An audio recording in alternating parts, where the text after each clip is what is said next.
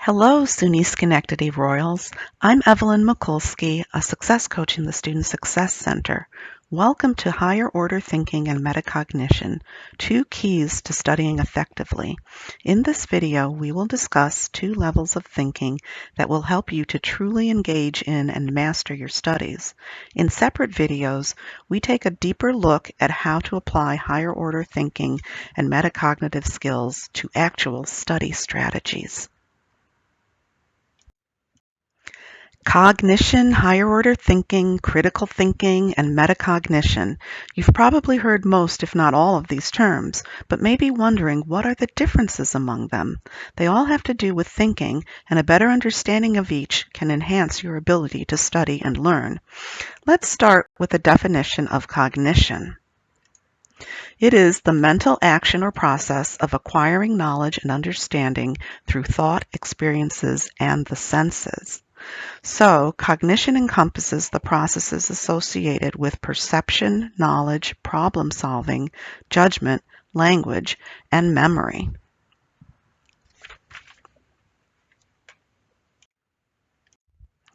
Higher order thinking is thinking on a level that is higher than memorizing facts or telling something back to someone exactly the way it was told to you.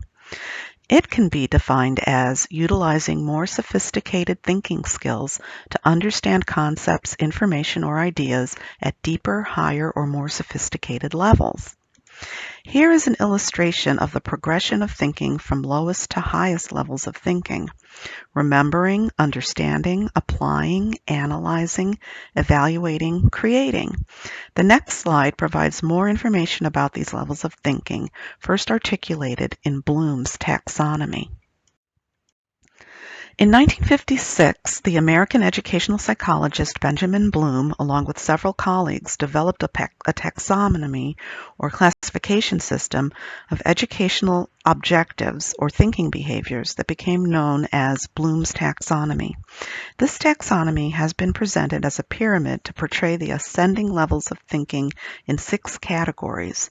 In 2001, a group of educators, led by one of Bloom's former students, Lauren Anderson, revised the 6 categories to better describe the cognitive processes by which thinkers and learners encounter and work with knowledge. Here is a rendition of the revised ascending levels of thinking and learning with descriptions provided by the Vanderbilt University Center for Teaching.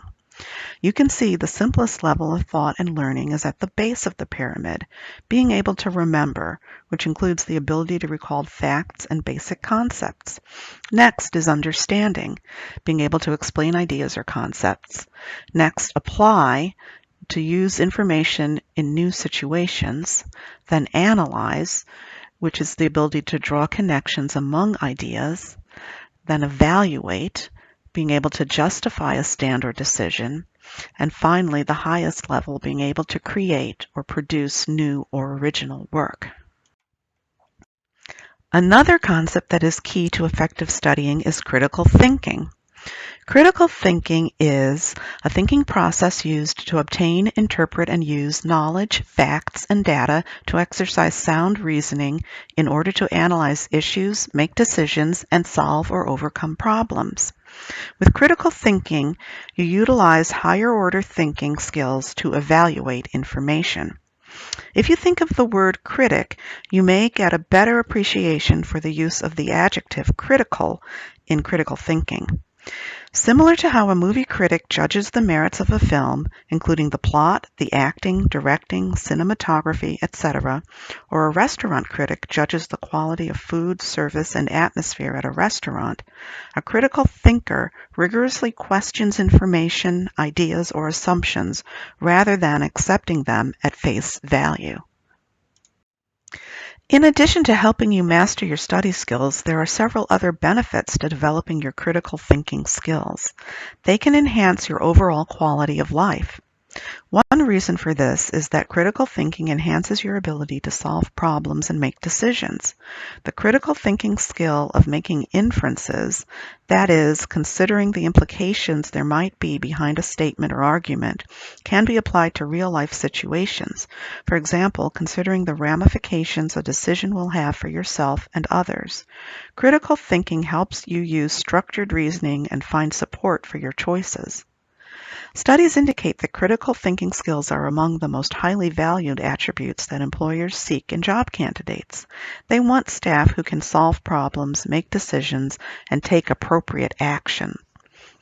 Research also indicates that critical thinkers experience fewer negative life events, such as racking up credit card debt or getting arrested for drunk driving. Finally, let's define metacognition. It is the awareness and understanding or analysis of one's own thinking and learning processes.